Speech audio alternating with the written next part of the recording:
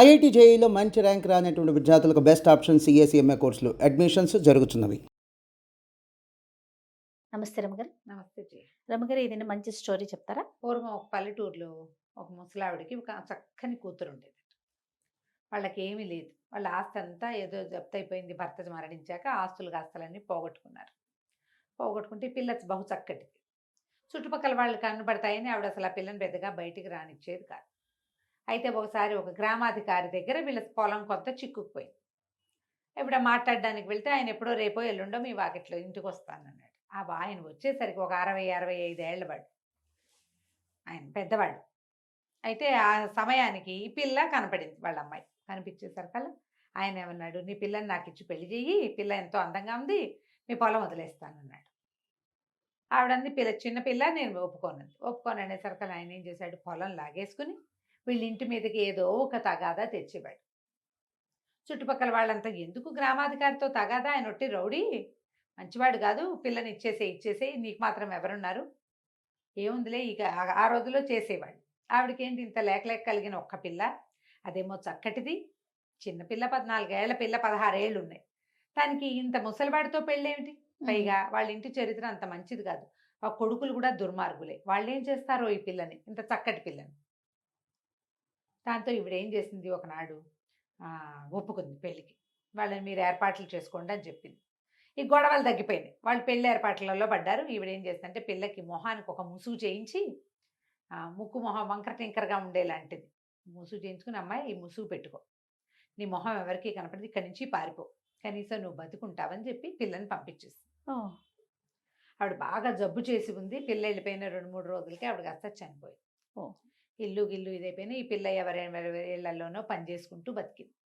అయితే ఏమైంది, ఒక షావుకారు గారింట్లో చేరింది. దీని మొహం ఎవరికీ కనపడేది కాదు, వంకర టింకర మొహం, ముక్కు మొహానికి ముసుగుండేది కదా, ఈ ముసుగేసుకుని ఉండి నెత్తిమించి కొంగిట కప్పుకుని ఉండేది. పిల్ల వీళ్ళు దీన్ని చూసి అందరు అనేవాళ్ళు, ఏం రూపం రాదింది, రూపసి అని ఎక్కిరిచ్చేవాళ్ళు, రూపసి అని పిలిచేవాళ్ళు. అయితే జమీందార్ గారింట్లో, ఒక షావుకారు గారింట్లో చేరింది. వాళ్ళ ఇంట్లో ఏంటంటే వంట మనిషికి ఏదో ఇబ్బంది అయితే ఒక 2 రోజులు పని చేయడానికి పెట్టుకుని ఈ పిల్ల చక్కగా వంట చేసేది, చాలా బాగా వంట చేసేది. ఆ పిల్ల వంటకి వాళ్ళు బాగా అలవాటు పడ్డారు. ఏడాది అని అర్థం ఉంది. అయితే ఏమైంది, క్రమంగా పిల్ల చేసే పాయసాలు అవి అసలు వాళ్ళ చుట్టాలందరికీ మహా ఇష్టమట. అమ్మాయి పాయసం చేసినప్పుడల్లా చుట్టుపక్కల జనాలు కూడా వచ్చి తాగిపోయేవాళ్ళు, అంత బాగుండేది. అయితే ఒకనాడు ఏమైంది, షావుకారు గారు భార్య ఏదో దేవాలయానికి వెళ్ళారు. వెళ్తే సరే పిల్ల తలుపేసుకుని స్నానం చేస్తోంది లోపల. వాళ్ళు ఏదో ఒక పూజా ద్రవ్యం ఒకటి ఇంట్లో మర్చిపోయామని షావుకారు గారు అబ్బాయిని వెనక్కి పంపించారు. ఈ అబ్బాయి తలుపు కొట్టేసరికల్లా ఈ అమ్మాయి ఏం చేసింది, మరి తలుపు తీయాలి కదా, గబుక్కను పరిగెత్తుకుంటూ వచ్చి తలుపు తీసేసి ఒక్క పరుగులో వెళ్ళిపోయి లోపల స్నానాలకు గది వైపుకి వెళ్ళిపోయింది. ఈ వెళ్ళిపోయేటప్పుడు అమ్మాయి ఏం చేసింది, స్నానం చేసేటప్పుడు ఆ ముసుగు ఏం తడుపుతారో ముసుగు తీసి పక్కన పెట్టింది. కొంగు అయితే కప్పుకుంది, కానీ ఈ అమ్మాయి మొహం కనపడింది వాడికి. 10 సెకండ్లు అందమైన మొహాన్ని చూశాడు. అది వచ్చింది రూపస్ అనుకోవాలి, ఇంకోళ్ళు ఎవరో వచ్చారనుకున్నాడు. అక్కడి నుంచి రూపసి అని కేకలు పెట్టాడు. బాబు స్నానం చేస్తున్నాను, వస్తానని చెప్పింది.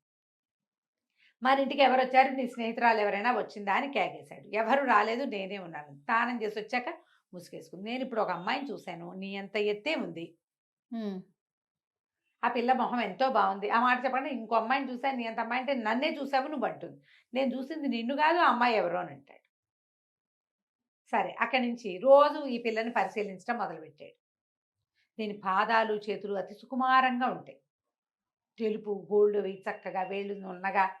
మొహం బాగోదు, సాధారణంగా మొహం బాగోపోతే వాటి మీదకి ఎవరికి దృష్టి వెళ్ళదు కదా. అవునవును. కానీ వీడు ఇదే సైజ్ అమ్మాయి, నా అమ్మాయికి ఇది అబద్ధం చెప్తోందని చూడగా వీడికి ఏమర్థమైంది, దాని ముక్కు మొహం ఎందుకో వంకర టింకరగా ఉన్నాయి, కానీ దాని జుట్టు బాగుంది, దాని పర్సనాలిటీ బాగుంది, చేతులు పాదాలు చక్కగా అందంగా శుభ్రంగా కనపడుతున్నాయి, మంచి గుడ్ ఫిగర్లో ఉంది పిల్ల, 17-18 ఏళ్ల పిల్ల. గమనించగా ఇతనికి ఏమర్థమైంది, ఈ అమ్మాయే ఆ అమ్మాయి ఖచ్చితంగా. ఈ మొహం, ఈ కనపడుతున్న మొహం మాత్రం కాదు. ఒక 6 నెలలు దాని వెనకాల తిరిగి అది ముసుగు లేకుండా ఇంకోలా ఉంటుందని కనిపెట్టి అక్కడి నుంచి ఈ పని పిల్లని పెళ్లి చేసుకుంటానని పెట్టాడు వాళ్ళ అమ్మ దగ్గర.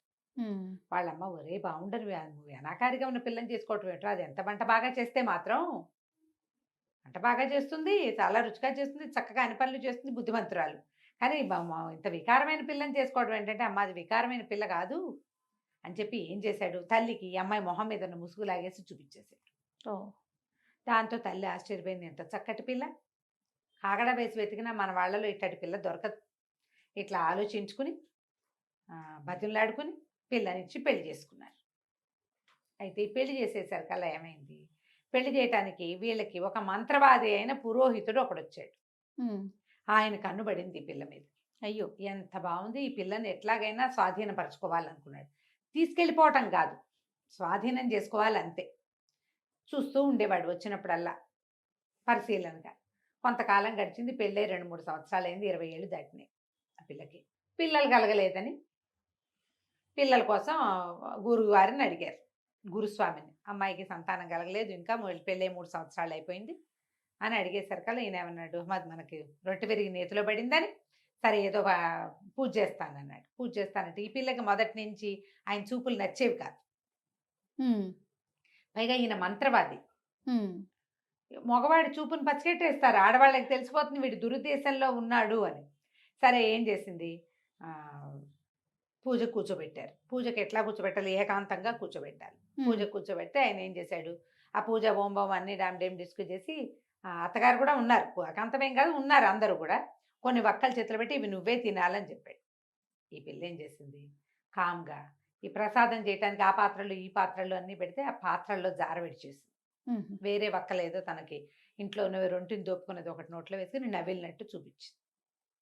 చూపించేసరికి ఇది మధ్యాహ్నం అయిపోయింది పూజ. సరే సాయంకాలానికి గురుస్వామి గారు వెళ్ళిపోయాడు.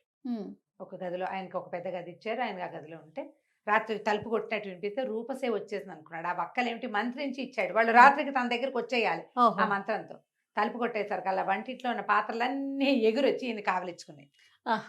పాత్రలో వేసింది కదా. గిన్నెలో వేసింది కదా, గిన్నెలు మైమరిచిపోయి వచ్చేసినాయి అనమాట. పాత్రలను కూడా లైన్ లో పెడతాయి అమ్మ ఓ, వక్కలు. ఓ, ఆ, గురుస్వామి చచ్చి చెడి ఎటాగొట్టా వాటిని వదిలించుకున్నాడు. మళ్ళీ పూజ చేయించారు. ఈసారి ఏం చేశాడు, ఈయన ఒక ప్రత్యేకంగా ఒక పండిచ్చి ఈ పండు నువ్వే తినమన్నాడు. ఆ అమ్మాయి ఏం చేసింది, ఆ మంత్రి ఇచ్చిన పండుని జాగ్రత్తగా పెట్టుకుని ఇంకో పండు తీసు తిన్నానంది. వెళ్తూ వెళ్తూ పూజలో నుంచి బయటికి వెళ్ళిపోతూ ఆ సావిట్లో ఒక దున్నపోతు గడ్డి మేస్తుంటే, దున్నపోతు గేదెలు ఉంటే ఓ గేదె ముందు పడేసింది. ఆ గేదె అరటి పండు తినేసింది. ఓకే. అరటిపళ్ళు తింటాయి కదా కొట్లు, దున్నపోతులు, ఆ గేదెలు అన్నీ తింటాయి. గేదె తినేసింది. రాత్రికి మళ్ళీ గురుస్వామి గారి తలుపు తట్టింది. ఆ గేదె ఆయన వెనకాల పడి మరి మంత్రించబడింది, వాడి దగ్గరికి వెళ్ళాలని ఇక తెగ కుమ్మింది ఆయన్ని. సావు తప్పి కన్ను లొట్టపోయింది. ఉమ్, ఈ తేప ఏం చేశాడు, తమలపాకులు ఇచ్చాడు 3వసారి పూజకి. ఆ అమ్మాయి ఏం చేసిందంటే ఆ తమలపాకుని ఈ చిన్న కొంగులో నుంచి చిన్న దారం తీసి ఒక పక్కన ఒక దుడ్డుకర్ర ఉంటే ఆ దుడ్డుకర్ర కేసి కట్టేసింది. రాత్రి దుడ్డుకర్ర గురుస్వామికి భరతం పట్టింది, అది చిత కొట్టేసింది. ఆ, ఏం చేయాలో తెలియలే, ఇట్లా మంత్రాలతోటి లాభం లేదు, మంత్రాలకు చింతకాయలు రాలవు, ఈ పిల్లని ఇంకోటి చేయాలని ఏం చేశాడు, వీళ్ళ ఇంట్లోనే ఒక అవుట్ హౌస్ లాంటి దాంట్లో ఉంటున్నాడు కదా, వీళ్ళని ఎక్కడికో దేవాలయానికో ఎక్కడికో అందరిని వెళ్ళి రండి అని పంపించి ఆ అమ్మాయి గదిలో ఓ పక్కగా తనవే చెప్పులు, ఓ కండువ, తర్వాత ఒక పాందాను, తమలపాకులు వేసుకునే బాక్స్ మగవాళ్ళు వాడేది పెట్టేశాడు. పెట్టేసి మర్నాడు ఏం చెప్పాడంటే, మీ అత్తగారికి మీ అబ్బాయి మీ కోడలికి ఎవరితోటో సంబంధం ఉంది, మీరు దేవాలయానికి వెళ్ళినప్పుడు వాడు ఎవడో ఇక్కడికి వచ్చి ఉన్నాడు అని చెప్పాడు. ఇంట్లో నిరూపించి చూశారు. చూసేసరికల్లా ఎవరివో జత చెప్పులు అన్నీ కనిపించేసరికల్లా వాళ్ళు చాలా అసహించుకున్నారు. ఇంత ప్రేమించాను ఈ అమ్మాయి ఇంత పని చేసింది అని భర్త, అయ్యో కులం గోత్రం చూసుకోకుండా పెళ్లి చేసుకుంటే పిల్ల పరువు తీసిందే, షావుకారు గారింటికి ఎవడో పరాయి మగవాడు కోడల కోసం వస్తున్నాడంటే ఎంత పరువు తక్కువ, తెగ దుఃఖించారు. దుఃఖించేసరికల్లా అమ్మాయిని బయటికి పంపేస్తామన్నారు. అంటే ఇతను ఏమన్నాడు, చిచ్చి అలా వద్దు వద్దు, అమ్మాయి ఇంతకాలం ఉండి మిమ్మల్ని ఇంత లైన్లో పెట్టేసింది అంటే ఇది మామూలు మనిషి కాదు, ఏదో మంత్రగత్తి అయి ఉంటుంది, ఏదో మంత్రాల పిల్ల, పెట్టెలో పడుకోబెట్టేసేద్దాం, ఆ పెట్టె తీసుకెళ్ళి నేను సముద్రంలో పారేయిస్తా, మళ్ళీ మన జోలికి రాకుండా ఉంటుంది, లేకపోతే మీ ఆస్తులన్నీ పోతాయని బెదిరించాడు. అక్కడి నుంచి ఏమైంది, సరే రాత్రికి ఏదో పాలు కల్పించి పాలల్లో కొంచెం నిద్రమందు కల్పించేశారు.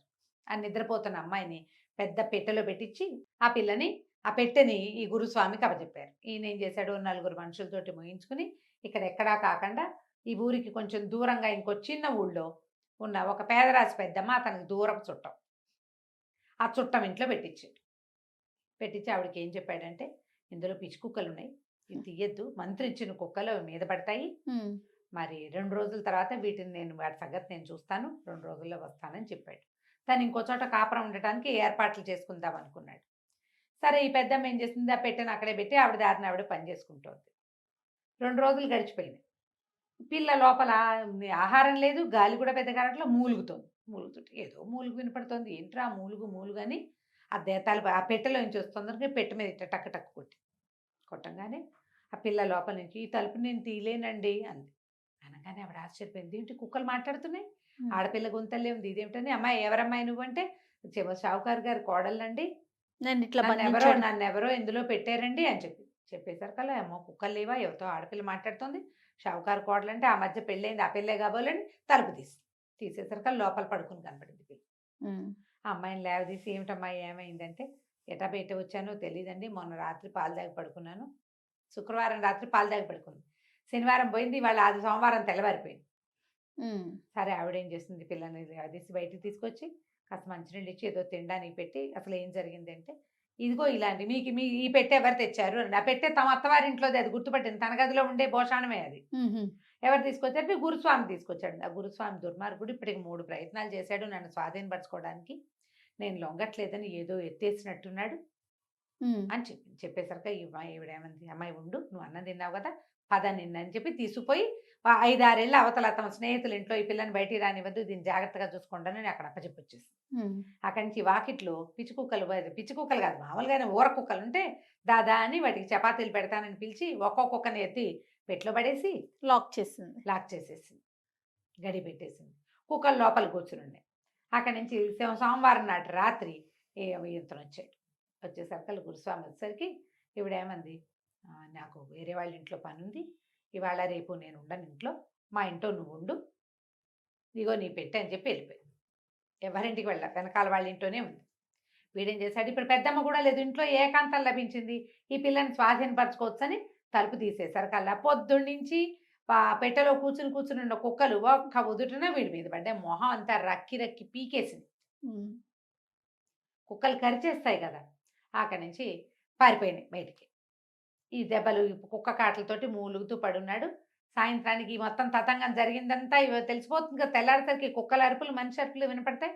తెల్లవారు ఆ పెద్దమ్మ వచ్చి చూసేసరికి ఇంకేముంది, ఒళ్ళంతా కుక్క కాటలతోటి కొస ప్రాణంతో ఉన్నాడు ఈ గురుస్వామి. ఉమ్, కుక్కల కోరల వల్ల విషం ఎక్కేసి 2 రోజుల్లో మరణించాడు.